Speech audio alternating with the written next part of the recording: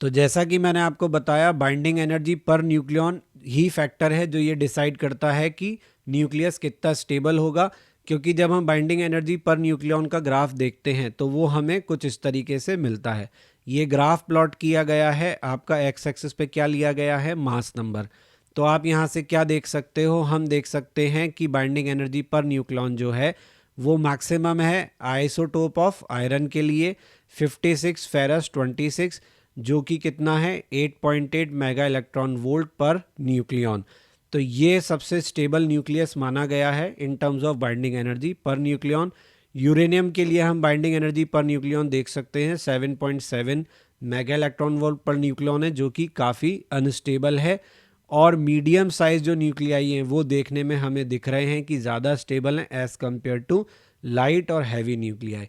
यानी हम देख सकते हैं कि जब हमारा मास नंबर कम है तो भी बाइंडिंग एनर्जी पर न्यूक्लियॉन कम है। मास नंबर बढ़ने के साथ साथ बाइंडिंग एनर्जी पर न्यूक्लियॉन बढ़ता है, लेकिन बाद में ये घटने लगता है। यानी जो मिडिल रेंज है हमारा, उसमें हमारा मास नंबर जो है उसके बढ़ने पर हमारी बाइंडिंग एनर्जी पर न्यूक्लियॉन बढ़ती है। मतलब यहाँ पे हम कह सकते हैं कि मैक्सिमम वैल्यू हमें मिलता है। बहुत छोटा भी न्यूक्लियस नहीं होना चाहिए, बहुत बड़ा भी न्यूक्लियस नहीं होना चाहिए, दोनों ही अनस्टेबल हैं। मिड रेंज जो है वो सबसे स्टेबल है। इसी बेस पर हमारे दो रिएक्शंस होते हैं। न्यूक्लियर फिजन होता है जहाँ पर कि भारी न्यूक्लियस टूटकर इस मिड रेंज में आने की कोशिश करता है, और न्यूक्लियर फ्यूजन होता है जहाँ छोटा न्यूक्लियस जुड़कर इस मिड रेंज में आने की कोशिश करता है। न्यूक्लियर फिजन जो होता है उसके लिए हम कहते हैं कि ये हैवी न्यूक्लियस जिनका मास नंबर 230 से ज़्यादा है उनके स्प्लिटिंग का प्रोसेस है।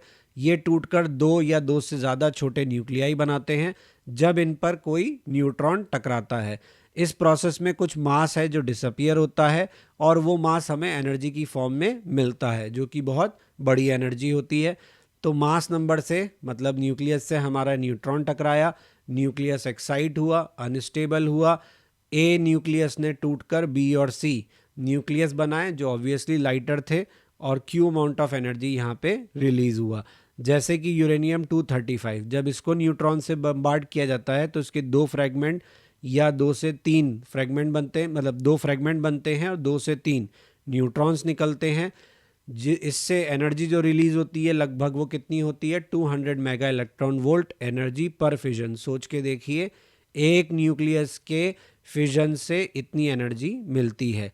ये जो फ्रेगमेंट्स होते हैं ये भी अनस्टेबल होते हैं, और मतलब इनकी भी जो सर्टेनिटी है, मतलब ज़रूरी नहीं कि हम कहें यही दो प्रोडक्ट बनेंगे, प्रोडक्ट और भी बन सकते हैं, बट हर टाइम जो एनर्जी रिलीज़ होगी वो सेम रहेगी। इसके पॉसिबल रिएक्शंस जैसे कि हम यहाँ पे देख सकते हैं, यूरेनियम 235 को बम्बार्ड किया गया न्यूट्रॉन से, तो बैरियम क्रिप्टॉन बने, 3 न्यूट्रॉन बने, 2000 मेगा इलेक्ट्रॉन वोल्ट एनर्जी निकली। दूसरे में हमें दूसरे टाइप ऑफ प्रोडक्ट मिले, लेकिन दोनों बार हमें एनर्जी सेम मिली। एक बार 3 न्यूट्रॉन रिलीज हुए, एक बार 2 न्यूट्रॉन रिलीज हुए, यानी एवरेज नंबर कितना रहा, 2.5 number of neutrons her fission में निकल रहे हैं। ये जो न्यूट्रॉन यहाँ निकल रहे हैं इनका बड़ा रोल है। ये जो 3 सेकेंडरी न्यूट्रॉन निकले रिएक्शन में, ये अगले 3 का फिजन करेंगे, उससे फिर 9 बनेंगे और वो अगले 9 का फिजन करेंगे। इस तरीके से क्या होगा, चेन रिएक्शन चालू हो जाएगी। इस चेन रिएक्शन को हम काम में लेते हैं बॉम्ब बनाने के लिए। इस चेन रिएक्शन पे कोई कंट्रोल नहीं होता। 10 की पावर -6 सेकेंड के अंदर इतना huge amount of energy release हो जाता है, जिसे हम क्या कहते हैं, प्रिंसिपल ऑफ एटम बॉम्ब बोलते हैं। अब तो न्यूक्लियर बॉम्ब बोला जाता है, विच इज़ टेक्निकली करेक्ट। तो आप देख रहे हैं इतने सी देर में इतना बड़ा काम हो जाता है, क्योंकि ये प्रोसेस बहुत फास्ट होता है। अगर चेन रिएक्शन को हम कंट्रोल कर ले, यानी 3 निकले, 3 में से 2 हमने गायब कर दिए, केवल एक ही दिया, तो हर बार क्या होगा, हमें मालूम है एक ही का फिजन होना है, 200 मेगा इलेक्ट्रॉन वोल्ट एनर्जी निकलनी है। तो ऐसे करके हम कंट्रोल तरीके से एनर्जी प्रोड्यूस कर सकते हैं, जैसे कि न्यूक्लियर रिएक्टर में होता है। समझ में आया? अब बात करते हैं क्रिटिकल साइज या क्रिटिकल मास की। चेन रिएक्शन को सर्टेन करने के लिए इनरिच्ड यूरेनियम में, इनरिच्ड यूरेनियम मतलब जिसमें यूरेनियम 235 सफिशिएंट अमाउंट में है, हमें नंबर ऑफ लॉस्ट न्यूट्रॉन जो हैं वो स्मॉलर चाहिए as compare to number of neutrons produced in a fission process. मतलब हमारे नंबर ऑफ न्यूट्रॉन्स जो फिजन में बने वो ज़्यादा हों और जो लॉस हो रहे हैं वो कम हों। ऐसा होने के लिए हमारा जो यूरेनियम ब्लॉक है उसका साइज़ इक्वल या ग्रेटर होना चाहिए from a certain size which is called critical size. तो क्रिटिकल मास या क्रिटिकल साइज हमारा मिनिमम अमाउंट ऑफ यूरेनियम है जो चेन रिएक्शन के लिए रिक्वायर्ड है, that is for making bomb. क्योंकि न्यूक्लियर रिएक्टर के लिए तो आपको चेन रिएक्शन चाहिए नहीं, वहाँ तो आप चाहते ही हो कि कंट्रोल तरीके से हो, आपके इलेक्ट्रॉन जो हैं वो बने ज़्यादा लेकिन गुम भी जाएं, साथ में उनको दबा भी दिया जाए, एक ही बचाया जाए ताकि वो आगे सस्टेन रिएक्शन कर सके। इसको दूसरे तरीके से भी समझाया जाता है, that is called reproduction factor. Reproduction factor क्या होता है? Rate of production of neutrons upon rate of loss of neutrons. तो 3 प्रोड्यूस हुए, 3 लॉस हो गए, तो ये क्या हो गया? 1। के बराबर 1 है, तो इसका मतलब क्या है? यूरेनियम का साइज जो है वो क्रिटिकल है। ठीक है, अगर आप यूरेनियम को, यानी ये किसके लिए है? हमारा ऑलमोस्ट कहिए कि हमारे जो रिएक्टर है उसके लिए हमें ये रिएक्शन चाहिए। अगर size of uranium super critical हो गया, यानी क्रिटिकल से ज़्यादा, तो K ग्रेटर देन 1 हो गया। K ग्रेटर देन 1 हो गया यानी प्रोड्यूस ज़्यादा हो रहे हैं, लॉस कम हो रहे हैं, यानी चेन रिएक्शन का चांस है, यानी बॉम्ब। अगर यूरेनियम कम है, सब क्रिटिकल है, तो K लेस देन 1 मतलब रिएक्शन कुछ देर में रुक जाएगी, यानी प्रोड्यूस जो हैं आपके वो कम हैं और जो लॉस हो रहा है वो ज़्यादा है, यानी रिएक्शन थोड़ी देर में रुक जाएगी। तो रिप्रोडक्शन फैक्टर भी डिसाइड करता है कि आपका रिएक्शन जो है वो चेन रिएक्शन होगा या कंट्रोल तरीके से चलेगा या बंद हो जाएगा। अब हम बात करते हैं न्यूक्लियर रिएक्टर की। जैसा मैंने बताया, इसके लिए आपका रिप्रोडक्शन फैक्टर कितना है? 1। इसके कौन कौन से पार्ट्स होते हैं जो इम्पोर्टेंट है हमारे लिए? जैसे सबसे पहले बात करें न्यूक्लियर फ्यूल, तो इसमें जनरली काम में लिया जाता है यूरेनियम 235 या प्लूटोनियम 239। मॉडरेटर क्या होता है?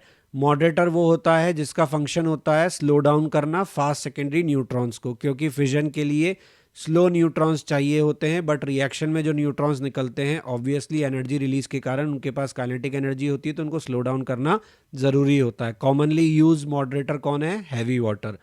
कंट्रोल रॉड्स कौन है? ये इंपॉर्टेंट पार्ट है, नाम से ही मालूम पड़ रहा है कि ये रिएक्शन को कंट्रोल करते हैं। इनकी एबिलिटी है कि ये स्लो न्यूट्रॉन्स को कैप्चर कर सकते हैं और रिएक्शन को कंट्रोल कर सकते हैं किसी भी स्टेज पे।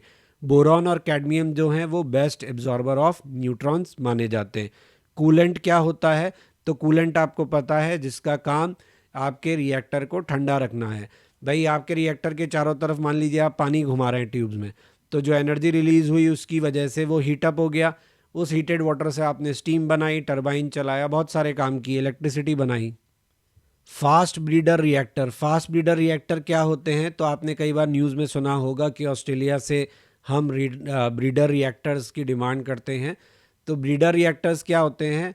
ब्रीडर रिएक्टर्स वो हैं जिसमें कि आप अपना न्यूक्लियर फिजन कराते हो और इसके बाद आपको जो मिलता है, जो प्रोडक्ट मिलता है वो फिजनेबल प्लूटोनियम मिलता है अलॉन्ग विद एनर्जी। मतलब हींग लगे ना फिटकरी, रंग भी चोखा हुए। आपने फ्यूल डाला, उससे न्यूक्लियर फिजन कराया, तो आपका जो पहले वाला फ्यूल था वो उतना बढ़िया वाला नहीं था, बट फिर भी उसने आपको एनर्जी दे दी। जो आपके पास प्रोडक्ट बचा बना जो उसके बाद, वो प्रोडक्ट भी ऐसा है जिससे आप फर्दर रिएक्शन करवा सकते हो। जैसे कि यूरेनियम 238, यूरेनियम 238 पे न्यूट्रॉन बम्बार्ड किया तो यूरेनियम 239 बना, 2 बीटा पार्टिकल निकले, प्लूटोनियम बना। ये बेस्ट फ्यूल है फिजन के लिए। तो यहाँ भी फिजन हुआ, यहाँ भी फिजन हुआ, तो आपके तो मज़े हो गए, आपको हर हाल में फ़ायदा ही फ़ायदा है। फिजन का उल्टा प्रोसेस होता है फ्यूजन। फिजन में आपका बड़ा न्यूक्लियस टूट के छोटे न्यूक्लियस बनाता है, फ्यूजन में छोटे न्यूक्लियस जुड़ के आपका बड़ा न्यूक्लियस बनाते हैं। Please like, share and subscribe my channel. Press bell icon for important notifications and update, ताकि टाइमली आपको सभी इंपॉर्टेंट अपलोड्स मिलते रहें। आप हमारा ब्लॉग भी विजिट कर सकते हैं, दैट इज़ क्वेश्चन नहीं बनता blogspot.com, जहाँ पे आपको सभी लेक्चर्स के रिटन फॉर्मेट में जो नोट्स हैं वो अवेलेबल हैं और क्वेश्चंस के सोल्यूशन अवेलेबल हैं। आपको कोई सजेशन है तो आप मुझे मेल कर सकते हैं, मेरा मेल आईडी यहाँ दिया हुआ है।